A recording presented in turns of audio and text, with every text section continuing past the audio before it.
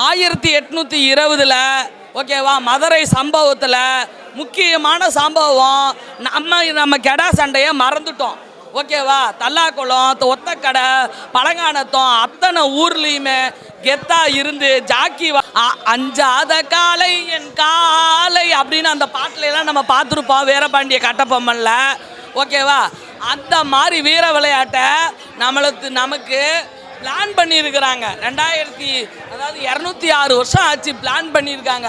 மறுபடியும் எங்களுக்கு கடா சண்டை வேணும். ஓகேவா நாங்கள் பராமரித்து எப்படி எங்களுக்கு ஜல்லிக்கட்டுக்கு ஒரு தீர்ப்பை கொடுத்தீங்களோ கண்டிப்பாக கொடுக்கணும். அந்த மறந்துருந்த விளையாட்டை அழகாக படம் பிடிச்சிருக்கிறாரு பிரகாபாலு. சூப்பரு படம் வெறித்தனமாக இருக்குது. எங்கள் மதுரைக்கு மட்டும் வீரம் கிடையாது. மதுரையில் நாங்கள் மல்லிகைப்பூவை கூட மறந்துடுவோம், புரோட்டாவை மறக்க மாட்டோம். வயிற்றுல நாங்கள் இரும்ப கட்டிக்கிட்டு இருக்கிறோம், அதை துரும்பா அரைச்சி கொடுத்துருன்னு சொல்கிற டைலாக்காக இருக்கட்டும். ஓகேவா கத்தி சண்டையில் இல்லைடா களத்து சண்டையில் பார்த்துக்கலாம் அப்படின்ற டைலாக்காக இருக்கட்டும். பஞ்சா டைலாக் வச்சுருக்காங்கப்பா.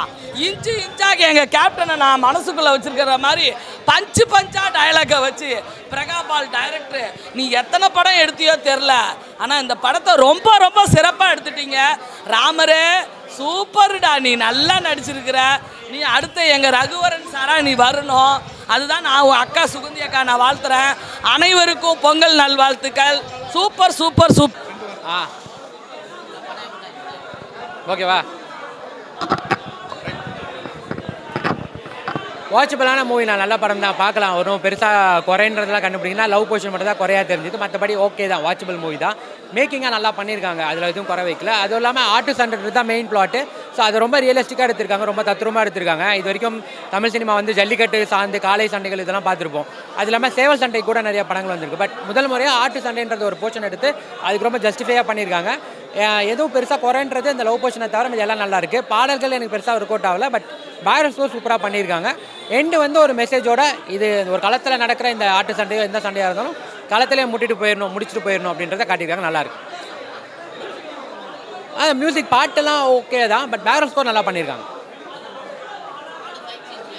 நல்லா இருக்குது ரொம்ப. அதுதான் ஆக்சுவலாக அதான் மெயின் பிளாட். அதை ரொம்ப நல்லா பண்ணியிருக்காங்க. எண்டு வரைக்கும் கிளைமேக்ஸை மட்டும் கொஞ்சம் ட்ராக் பண்ண மாதிரி இருக்கும், பட் அதுவுமே ஒரு காரணமாக தான் பண்ணியிருக்காங்க. ரொம்ப ரியலிஸ்டிக்காக இருக்குது, ரொம்ப தத்துரமாக. அது மதுரை சைடில் இருந்தவங்களுக்குலாம் அது ரொம்ப கனெக்ட் ஆகிக்கூடிய முடியும். நல்லாயிருக்கு.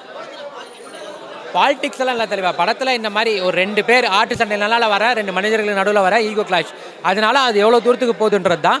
இந்த மாதிரி விஷயங்களுக்கு பின்னாடி என்னெல்லாம் நடக்கும்.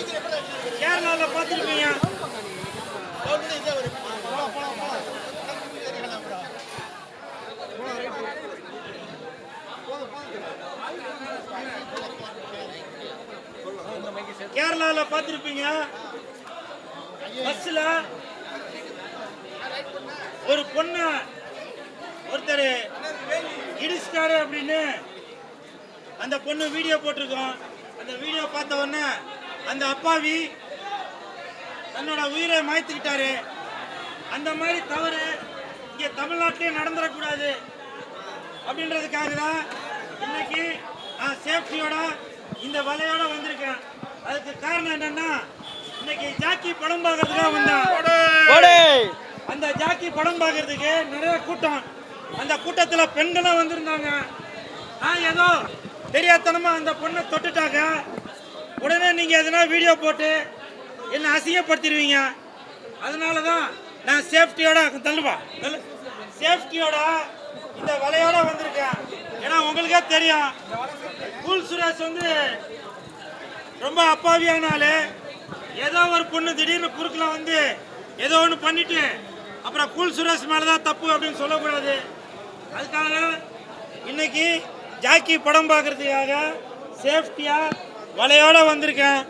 நிறையா பெண்கள் என் பக்கத்தில் கூட வந்தாங்க. நான் சொல்லிட்டேன், அம்மா வேணாம்மா, நான் வலையோட வந்திருக்கேன், நீங்கள் அப்புறம் என்னை கொலையோட ஆக்கிடுவீங்க, அதனால் அப்படிலாம் வேணாமா அப்படின்னு சொல்லி நான் இன்னைக்கு இந்த ஜாக்கி படம் பார்க்கறதுக்காக வந்தேன். ஜாக்கி படம் ரொம்ப அருமையாக இருக்குது. மதுரையில் நம்ம கண் முன்ன என்னென்ன விஷயங்கள் பார்க்குறோமோ அது அப்படியே இருக்குது. பப்பமாவன அப்படின்னு சொல்கிற மாதிரி இந்த ஜாக்கி படத்தில் ஹீரோ, வில்லன், டைரக்டரு, கதாநாயகி எல்லாருமே பக்காவாக நடிச்சிருக்காங்க. முக்கியமாக கேமரா உதயகுமார் அவரு நல்லா பக்காவா சூப்பரா கேமரா ஒர்க் பண்ணியிருக்காரு. தனுஷ் அந்த படம் நடிச்சால கோழி படம், என்ன படம் அது? ஆடுகளம். அந்த ஆடுகளம் 5 தடவை 10 தடவை பார்த்த மாதிரி இந்த படம் இருக்கு. அவருக்கு என் மனமார்ந்த வாழ்த்துக்களை தெரிவித்துக் கொள்கிறேன். அதே மாதிரி இந்த படத்தோட மியூசிக் நல்ல சும்மா தாரா தாரா தாரா தாரா தாரா தாரா தாரா தாரா தாரா அப்படின்னு சொல்ற மாதிரி மியூசிக் சூப்பரா இருக்கு.